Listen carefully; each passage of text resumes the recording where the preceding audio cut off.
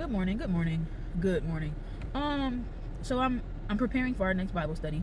If you haven't heard, I host a monthly Bible study on TikTok Live, and it is going to be February 28th at 7 p.m. Eastern Time. It happens every fourth Sunday. Just want to make sure you know. And our community is so amazing. Like the way that we get together and really dive deep into the Word, and we relate and encourage and empower each other. I'm really grateful for the community that's being built surrounding Empowered Together's Bible study.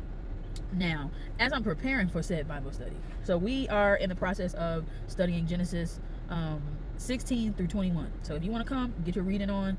Listen, let me tell you something. I have read and studied these chapters for a while.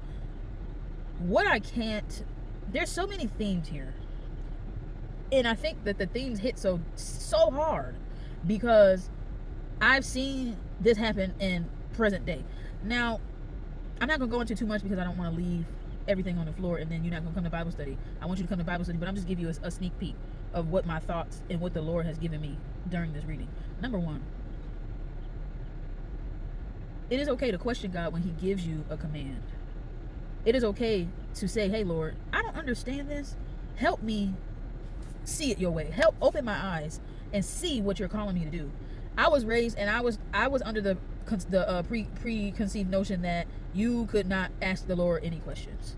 And as my adult self is learning and really digging deep with God, I'm realizing that there were so many people like Abraham who asked so many questions to God, and God's response was never anger.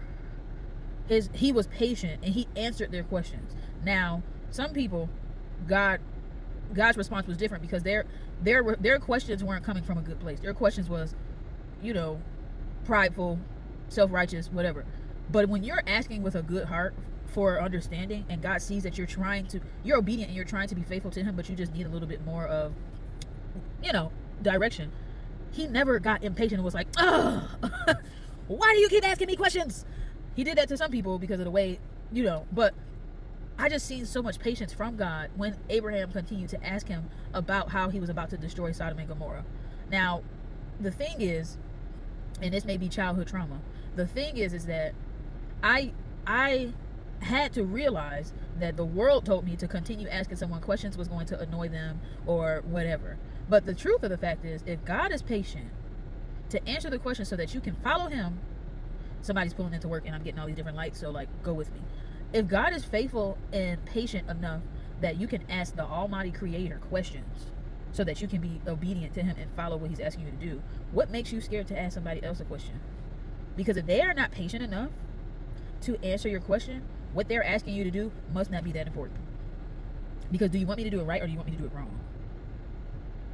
And I think that that's where in this day and age as a parent, a lot of us are realizing that we have to allow our children to ask questions for understanding, but not out of disrespect. So why at this age, my daughter asking me why, sometimes I know it comes from, why do I got to do that? I really want to understand. But then I also know that the why can be a little bit different. You have to be able to discern it. I had a lot of questions as a child, but I never asked them because I knew I would get in trouble.